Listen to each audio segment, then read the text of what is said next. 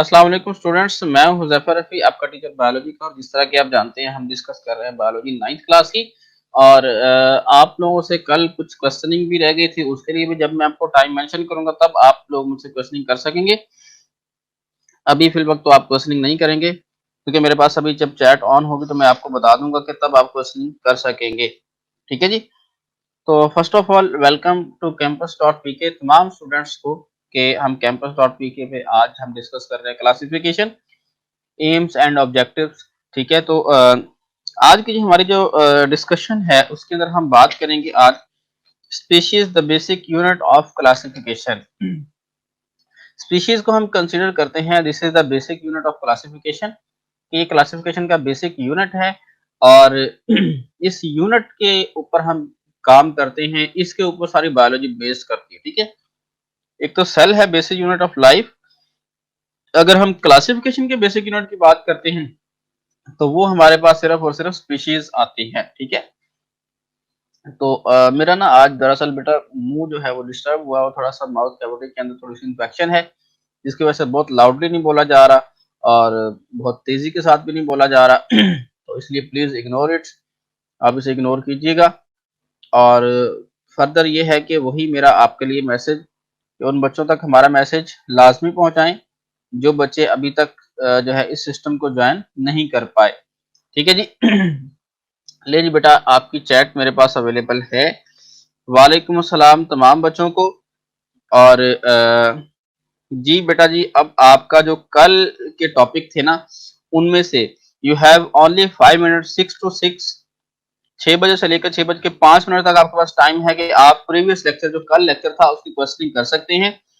कि जो कुछ कल के लेक्चर में आपको कुछ बात अगर समझ नहीं आई तो वो मुझसे आप डिस्कस कर सकते हैं। ठीक है। लेकिन अपनी आप कोई बात फिल वक्त नहीं करेंगे। आपकी जो पर्सनल डिस्कशन है वो अभी आप स्टॉप करें। 6 से 6:05 तक आप जो है वो प्रीवियस लेक्चर जो कल का लेक्चर था उसकी डिस्कशन कर सकेंगे। ठीक है। तो तमाम स्टूडेंट जो हमें देख रहे हैं कैंपस डॉट पीके पे या यूट्यूब पे, आप सब बच्चों से ये रिक्वेस्ट है कि आप लोग जो है वो क्वेश्चनिंग कर सकते हैं। ठीक है। तो ये क्वेश्चनिंग आप जो है वो मुझसे कर सकते हैं, मुझसे आप पूछ सकते हैं क्वेश्चन। तो उसके लिए आपके पास ये टाइम है, यू हैव ओनली 5 मिनट्स। आपके पास सिर्फ 5 मिनट्स होंगे। उन 5 मिनट के अंदर अंदर आपने जो है वो काम करना है, मुझे आपने क्वेश्चन करके बताने हैं कि ये हमारा क्वेश्चन जो कल रह गया था वगैरह वगैरह। ठीक है। ये जी बड़ा ये क्वेश्चन आया है बच्चे का, एक का है जी सर टैक्सोनॉमिक हायरार्की क्या की समझ। टैक्सोनॉमिक हायरार्की बेटा होती है, हायरार्की कहते हैं क्लासिफिकेशन को, डिस्ट्रीब्यूशन को। एक बड़ी चीज उससे छोटी, उससे छोटी, उससे छोटी। जिस तरह आपके पास बॉक्स है ना डिफरेंट साइज के, सबसे बड़ा नीचे रखेंगे, उससे छोटा उससे ऊपर, उससे छोटा उससे छोटा उससे छोटा। ये आपने एक हायरार्की बना दी, एक लाइन वाइज ग्राफ की तरह। ठीक है। टैक्सोनॉमिक हायरार्की मेरे पास यहाँ पे अवेलेबल हो तो मैं आपको दिखा देता हूँ। ये बेटा जी आपको टैक्सोनॉमिक हायरार्की नजर आ रही है। ठीक है। तो ये हो गई बात। इसके बाद जवेरिया सलीम सर पेज 34 और 35 में जो बेटा 35 तो आप अभी डिस्कशन वो आज हम करेंगे, तो आज आपको बता दूंगा। कल का लेक्चर ये बेटा क्या बात समझ नहीं आई, जो बात समझ नहीं है वो मुझे बताइएगा जल्दी से। हायरार्की का मैंने आपको बता दिया, हायरार्की का मतलब होता है क्लासिफिकेशन। ठीक है। एक बड़े से छोटे की तरफ। ठीक है। इसके बाद हमारे पास क्वेश्चन है don't understand the last ice lecture of biology. जी ठीक है। लास्ट लेक्चर को थोड़ा सा रिपीट कर लेते हैं। बेसिकली पता क्या है, आपकी बहुत सारे क्वेश्चन दरमियान में आ रहे हैं। अब मैंने ये करना है कि आपका मोबाइल जो है ना, मोबाइल पे मैं देख रहा होता हूँ आपके क्वेश्चन, तो बिल्कुल स्टॉप करके मैंने रख देना है। एंड पे आपकी क्वेश्चनिंग लूंगा, क्योंकि क्वेश्चन की तरफ जब भी कंसंट्रेशन होती है ना तो वो लेक्चर से तवज्जो हट जाती है, जिसका अल्टीमेटली आपके ऊपर ही इफेक्ट होता है। टेक्सोनोमिक हायरार्की में रिपीट कर देता हूँ दोबारा से। ठीक है। डीऑक्सीराइबो न्यूक्लिक एसिड डीएनए, ये तो एक केमिकल है जो हर लिविंग ऑर्गेनिज्म के अंदर पाया जाता है। कंसीडर ये किया जाता है this is the basis of life. ले बेटा जी इसे हम जूम कर लेते हैं। ये ले आपको अब बड़ी स्क्रीन नजर आ रही होगी। एवोल्यूशनरी रिलेशनशिप भी बता देते हैं। 35 तो अभी डिस्कस नहीं किया, 34 किया है। पी प्लांट जो है मटर का दाना उसका मतलब होता है। ठीक है। जूम कर लेते हैं। इसके बाद 34 ये मैंने रिपीट करना है। जी, जी वालेकुम। नहीं बेटा आपके क्वेश्चन मैंने देख लिए हैं। टैक्सोनॉमिक हायरार्की है और एवोल्यूशनरी हिस्ट्री, ये 2 बच्चों के कॉमन क्वेश्चन आए हैं। दोनों का मैं बता देता हूँ आपको। जो एवोल्यूशनरी हिस्ट्री है ना, उसका मतलब ये होता है, एवोल्यूशन सबसे पहले समझिएगा, एवोल्यूशन क्या होती है जी? एक जानदार से दूसरे जानदार के रिलेशन, उससे नेक्स्ट का रिलेशन, उससे नेक्स्ट। फॉर एग्जांपल आप दूसरे समझे, मैंने कहा कल हम बात करते कि फिशेस से अराइज हुए जी नेक्स्ट जनरेशन, वो क्या थे जी? फ्रॉग थे। ठीक है, कंसीडर ये किया जाता है, कहा यह जाता है, जो थ्योरी बनाने वाले हैं वो ये कहते हैं कि सबसे पहले फिशेस थी। फिश जो है उससे, जिस तरह के आप यहाँ पे देख रहे हैं, जो आपको स्क्रीन पे नजर आ रहा है, एक आपको लंग्स फिश नजर आ रही है सबसे ऊपर, उसके फिन्स जो है वो बिल्कुल किसी जो है उसकी तरह के हैं, जिस तरह के पाँव हैं, लेकिन आगे बिल्कुल उसके पाँव नहीं है। आपकी स्क्रीन पे नजर आ रही है। मैं कोशिश करके इसे ज़ूम भी कर देता हूँ। ठीक है जी। कोशिश करके इसे ज़ूम भी कर लेते हैं। अ, ये आपको जो है, ये आपको लंगफ़िश नज़र आ रही है? अब आपको पता चल रहा होगा। ये जो आपको लंगफ़िश नज़र आ रही है, इसमें अगर आप देखें तो आपको पता चल रहा होगा कि ये लंगफ़िश जो नज़र आ रही है, इसके जो पाँव हैं, जो विंग्स हैं, ठीक है? जिससे ये चलती है, एवोल्यूशन रिलेशनशिप, बहुत सारे शॉर्ट क्वेश्चन वगैरह, अब्दुल्ला, एवोल्यूशन काफ़ी सारी चीज़ें, ठीक है? तो ये आपको जो लंग्स फिश नज़र आ रही है ना, ये फिश ही से डेवलप, फिश के जो फिन्स थे ना, जिससे वो मूव करती है, फोर लिम्ब, हाइंड लिम्ब आप कह सकते हैं, अगली टाँगें, पिछली टाँगें, तो ये उस तरह की। तो इससे डेवलप होके ये एक लिज़र्ड बन गए। इसे हम कहते हैं एम्फिबियन। लिज़र्ड की टाइप है जो पानी में रहती है, वो एम्फिबियन कहलाती है। और इससे आगे टेट्रापोड जानदार बन गए, 4 टाँगों वाले, ठीक है? और इसके बाद अगर हम कंसीडर करें तो इससे आगे कौन से जानदार बन गए जी?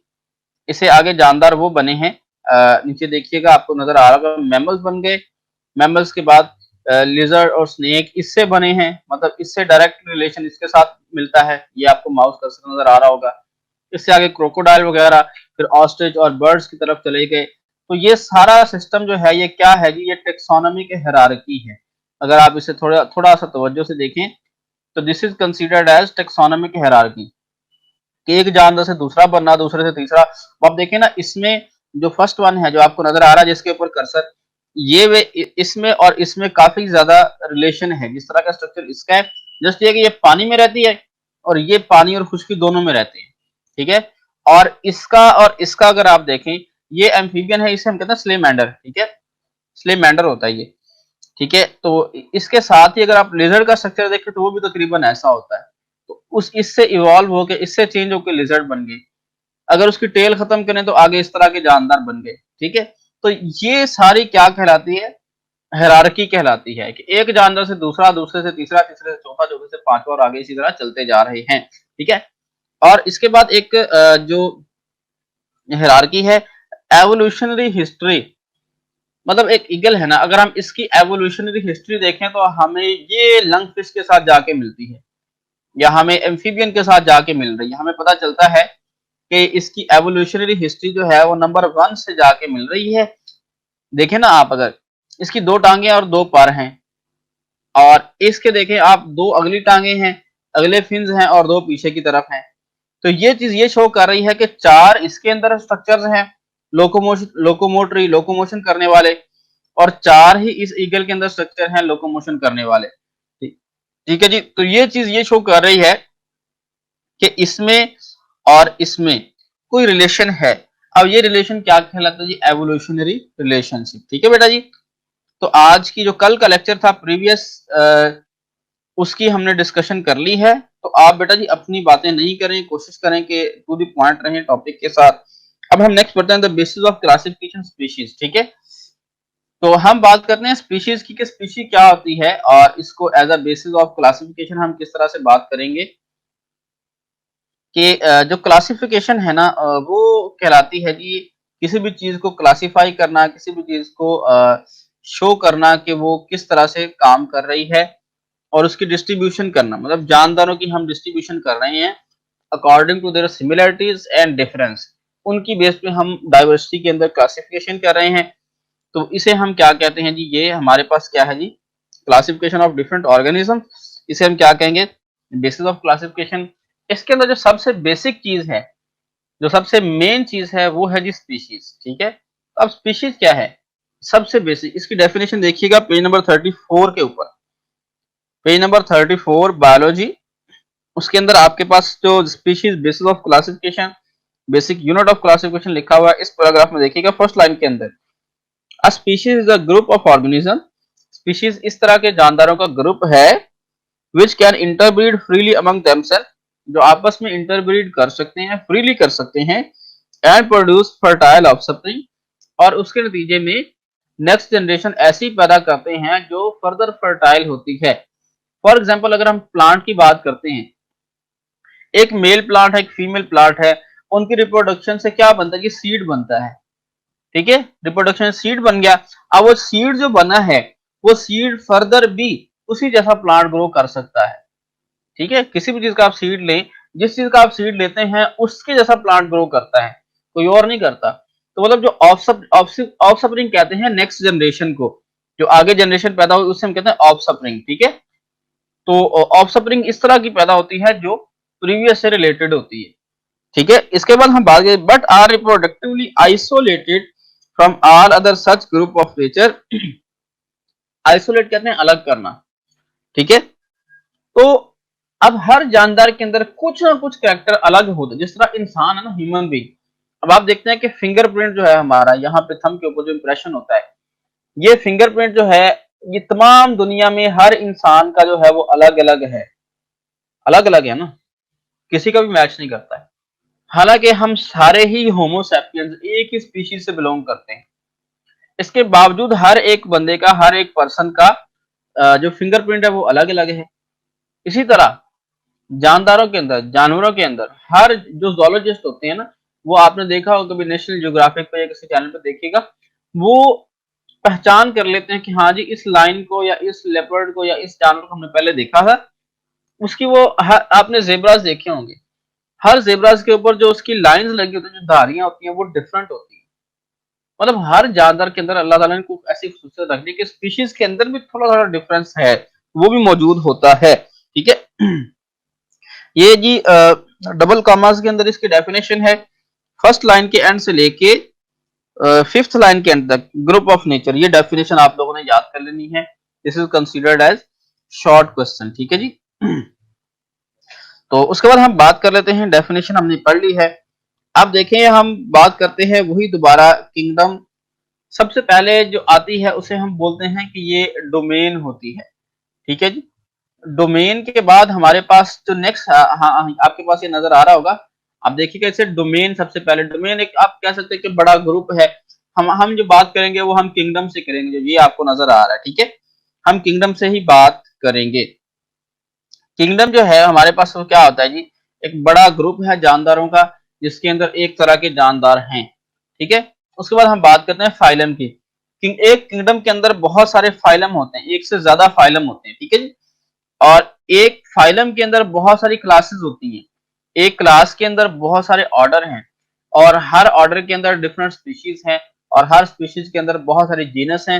हर जीनस की एक स्पीशीज है, हर जीनस की एक जीनस के अंदर भी डिफरेंट स्पीशीज होती हैं, एक जीनस के अंदर डिफरेंट स्पीशीज होती हैं। ठीक है, जिस तरह आप अगर बात करता हूं मैं पोटैटोज, और आपके पास जो होते हैं ब्रिंजल, बैंगन जो होता है उसकी स्पीशीज, आलू और बैंगन की स्पीशीज डिफरेंट है, लेकिन जीनस सेम है।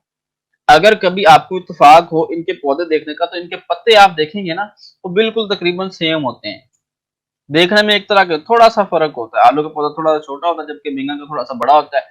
एनाटॉमी फिजियोलॉजी तकरीबन तकरीबन, इसका मतलब है ये रिलेट कर रहे हैं आपस में, इनकी जीनस सेम है लेकिन स्पीशीज इनकी थोड़ी सी डिफरेंट है। ठीक है जी, वालेकुम सलाम, जितने बच्चे नए आए हैं उन सबको अस्सलाम वालेकुम और वालेकुम अस्सलाम। ठीक है, आज बच्चे कम हैं, क्या बात है, तमाम बच्चे जो है वो यहाँ पर शो नहीं हो रहे। चलें जी, इसके बाद हम नेक्स्ट बात करते हैं, हमारे पास स्पीशीज की बात हो गई। नेक्स्ट पैराग्राफ को भी देख लेते हैं।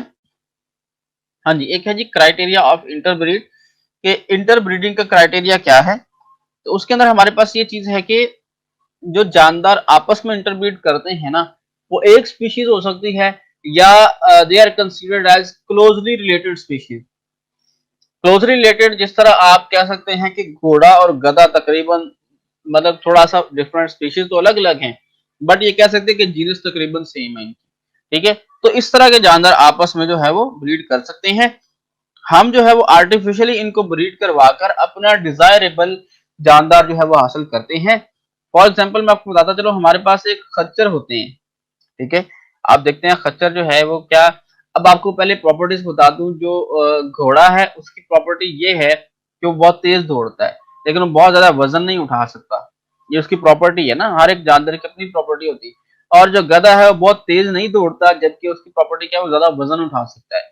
अब हमें इस तरह का जानदार चाहिए काम शाम करने के लिए कि जो वजन भी ज्यादा उठा सके, उसकी स्पीड भी ज्यादा हो। तो उसके लिए हम हॉर्स एंड डंकी ब्रीड करवाते हैं, तो वो हमारे पास म्यूल आता है। Mule is infertile. जो दो स्पीशीज के दरमियान ब्रीडिंग होती है ना, उसमें जानदार पैदा होता है, वो इनफर्टाइल होता है, वो दोबारा फर्टिलाइजेशन नहीं कर सकता। ठीक है जी। यहाँ पे डायग्राम भी बनी है आपके पेज नंबर 35 के ऊपर। ठीक है जी। उसके बाद आपके पास है जी, in the definition of species we must emphasize in nature because two organisms related to two different but closely related species can crossbreed under artificial condition। Under artificial condition, ये बात याद रखनी है, ये हम इस तरह करवाते हैं, नेचर के अंदर इस तरह से नहीं होता। ले जी, हमारा क्लासिफिकेशन का टॉपिक कंप्लीट हुआ। इसके बाद हम फर्दर बात करते हैं। हमारे पास आगे है जी आगे हमारे पास है जी हिस्ट्री ऑफ क्लासिफिकेशन। क्लासिफिकेशन की हिस्ट्री क्या है और उसमें हम किस तरह से बात करेंगे।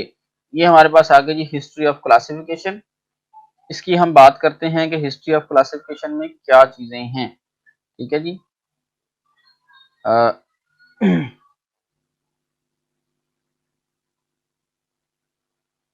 ये है जी अर्ली हिस्ट्री। सबसे पहले मैं आपको बताता हूँ, क्लासिफिकेशन जब से इंसान ने एक से ज्यादा चीजें देखी हैं आपस में, उसको कंपेयर करना शुरू कर दिया है, उस कंपैरिजन के दौरान हम कंपैरिजन करते ही इस बेस पे हैं कि कैटेगराइज करके।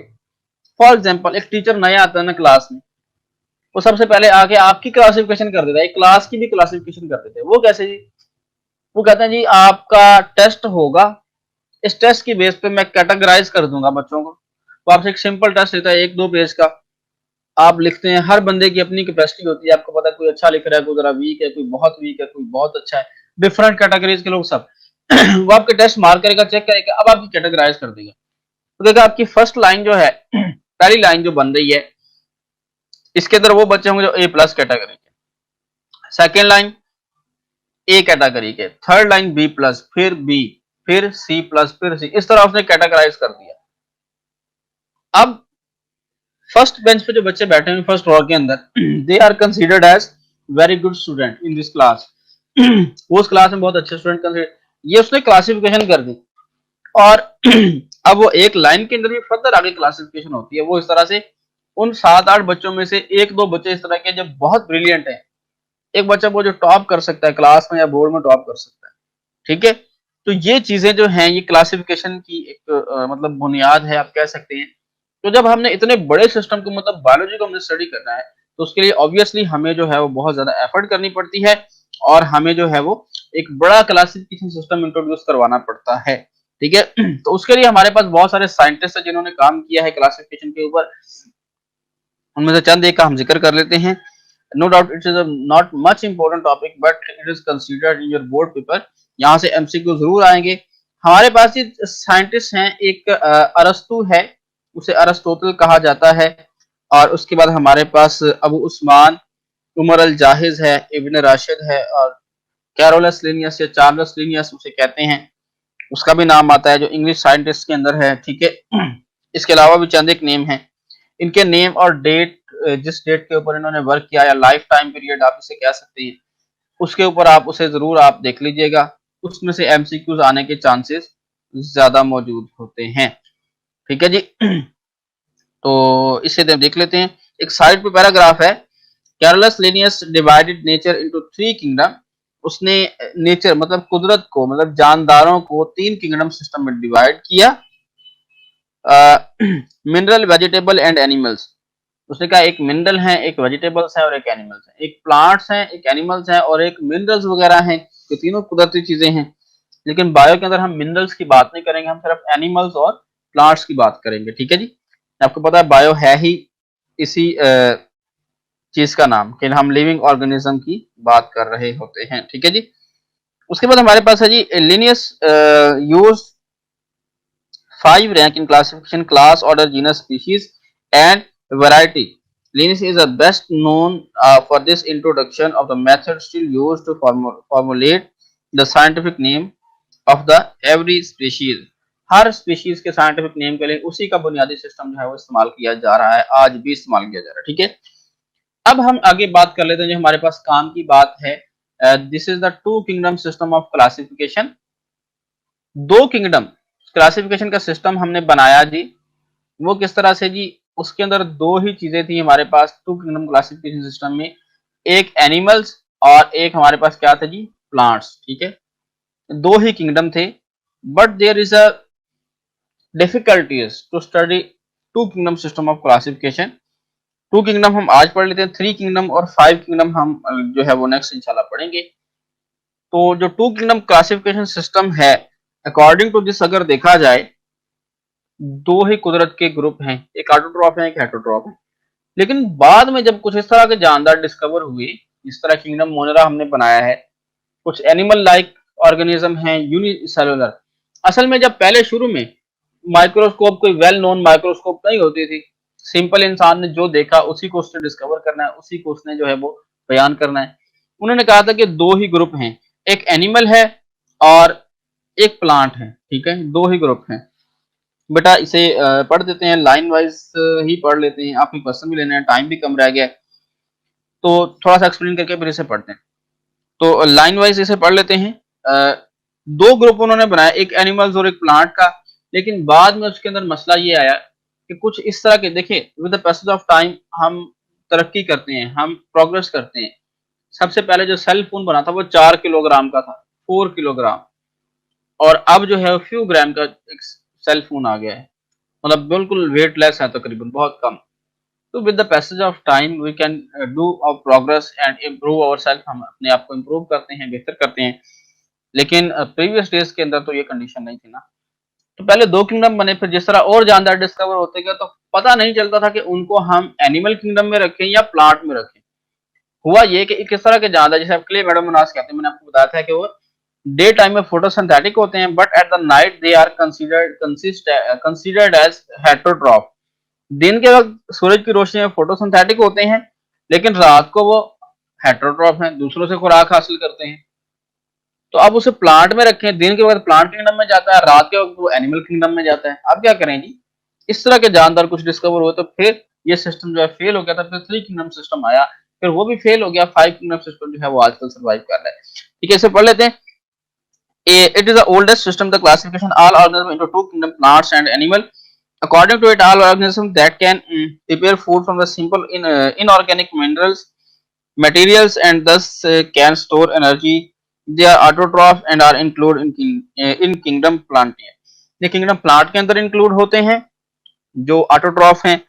ठीक है। उसके बाद on the other hand the organism that can not synthesize their food and depend on autotroph और other are heterotroph and include in kingdom Animalia. ऐसे जानदार जो अपनी खुराक खुद तैयार नहीं करते बल्कि ऑटोट्रॉफ पे डिपेंड करते हैं, तो वो क्या कहलाते हैं जी? हेटरोट्रॉफ कहलाते हैं। According to this system bacteria, fungi and algae were introduced include in kingdom plant. Algae, bacteria और फंजाई को प्लांट किंगडम में रखा गया था। एल्गी तो नो डाउट ऑटोट्रॉफ है, उसे रखा जा सकता था। फंजाई जो है वो ऑटोट्रॉफ नहीं, एब्जॉर्बेटिव हेटरोट्रॉफ है। बैक्टीरिया की भी एक अलग कंडीशन है। Some taxonomists found this system unworkable because many unicellular organisms like Euglena have both plant-like presence of chlorophyll and animal-like heterotrophic mode of nutrition in darkness and lack of cell wall. उसके अंदर दोनों character थे, यही मैंने आपको बताया था। Clay मेडोमोनास इस तरह का जानदार है जो प्लांट और एनिमल दोनों के साथ रिजेंबल करता है, तो उस वजह से ये सिस्टम फिर फेल हो गया। So there should be a separate kingdom for such organism. This system also ignore the difference between animals having prokaryotic and those having eukaryotic cell. Prokaryote और यूकैरियोट हम आगे पढ़ेंगे तो उसके बारे में भी डिस्कशन करेंगे। लिए जी ये था हमारे पास two kingdom system. If you have any question about these topics please discuss with me. अब आपके क्वेश्चंस का टाइम है, जल्दी जल्दी से आप क्वेश्चन कर सकते हैं, but only questions are acceptable. सिर्फ आपने क्वेश्चन ही करने हैं, सिर्फ और कुछ भी नहीं आपने बात करनी। ये कुछ जो चंद 1 मिनट आपके पास टाइम है उसमें आपने सिर्फ अपने क्वेश्चन करने हैं। आपने सिर्फ बता देना है कि जो क्वेश्चन आपके हैं वही आप करेंगे, ठीक है। ले जी आपका अभी तक क्वेश्चन नहीं मेरे पास कोई भी शो हो रहा, जल्दी से मुझे बताइएगा। यूट्यूब के कुछ बच्चे हैं जिनके पास क्वेश्चन अगर है तो वहां से वो आप लोग भी बता सकते हैं। हिस्ट्री वाला टॉपिक को भी लाइन बाय लाइन, बेटा ये आप लोग खुद पढ़ लीजिएगा, अगर कोई बात नहीं समझ आएगी तो आप कल मुझसे पूछ लीजिएगा, क्योंकि अब सिलेबस भी खत्म करना होता है। 15-20 मिनट का लेक्चर मिलता है, कुछ आपसे क्वेश्चन भी लेने होते हैं, तो इसलिए टाइम पॉसिबल नहीं, तो सिलेबस काफी पीछे रह रहा है। बेटा थोड़ा थोड़ा पढ़ाएंगे तो बुक खत्म नहीं होगी ना, बोर्ड के अकॉर्डिंग हमने तो लेक्चर अपना कंप्लीट करना होता है ना। अब आप लोग 9th क्लास में इस चीज को जरा मतलब करें कि हाँ जी हम 9th क्लास के स्टूडेंट हैं, 8th क्लास से तो नहीं पढ़ सकते, उससे तो ज्यादा ही पढ़ेंगे ना ऑब्वियसली।